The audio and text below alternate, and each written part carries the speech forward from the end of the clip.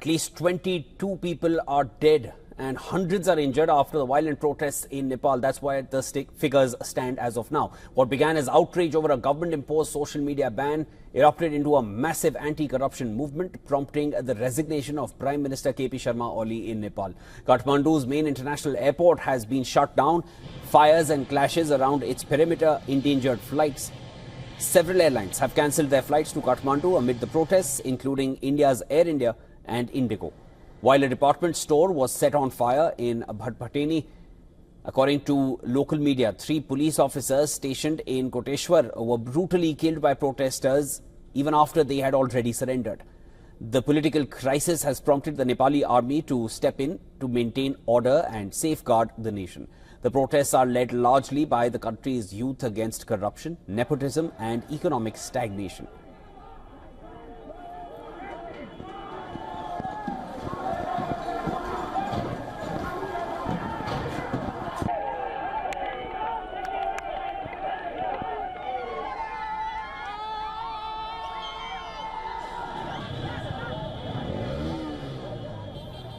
Protesters freed Nepal's ex-deputy Prime Minister Rabi Lamichhane and 1,200 other inmates after burning down Nakhu jail. The protesters are demanding Lamichhane to be appointed as the next Prime Minister. Nepal Army said that it will impose prohibitory orders to restore normalcy, with the Army Chief General appealing for peace and dialogue. Over 26 people have been arrested for vandalizing property and looting.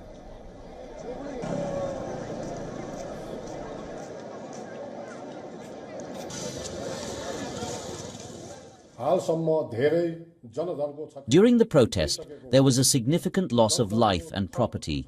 It is now our shared responsibility to prevent further damage and foster a harmonious environment of peace and security to preserve national unity. UN Human Rights Chief said he is appalled by the escalating violence on ground, urging authorities to protect the right to peaceful protest and calling for investigations into the deadly crackdown.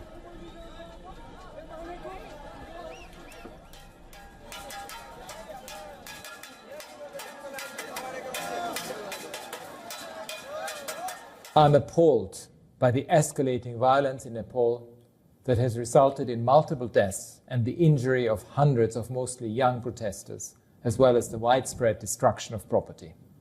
I plead with security forces to exercise utmost restraint and to avoid further such bloodshed and harm. UN Secretary General Antonio Guterres echoed the call, urging Nepalese authorities to show restraint and seek a constructive path forward. Indian Prime Minister called for peace in the neighbouring nation while terming the violence heart-rending and stressing Nepal's stability as vital to the region.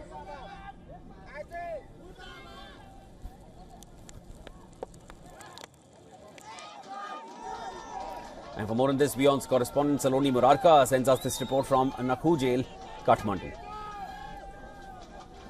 Despite the Prime Minister's resignation, the situation has not calmed down. It has been escalating. I'm standing at the moment in Nakhu Jail, that is in Kathmandu, where the former Home Minister, former Deputy Prime Minister Rabi Lamichhane was being held for his alleged involvement in cooperative scam. Here, this is a jail premises on which half of the area has been completely burned down, and the most important thing is that here almost 1,200 prisoners were being held, and all of them have escaped after Rabi Lamichhane left the prison. How did he leave? Was with the help of the protesters. They barged into these premises, and Rabi Lamichhane was taken out from his cell and out paraded.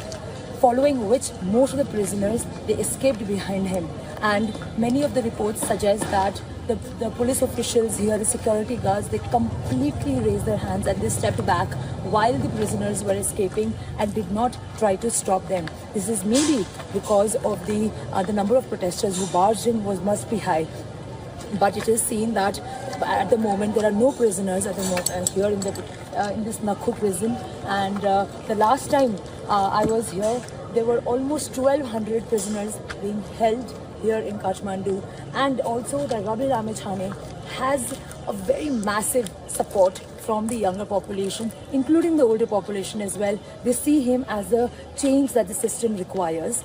And now that he is out of the jail, people have started, the protesters have started to call the demand for him to be appointed as the Prime Minister of the country next.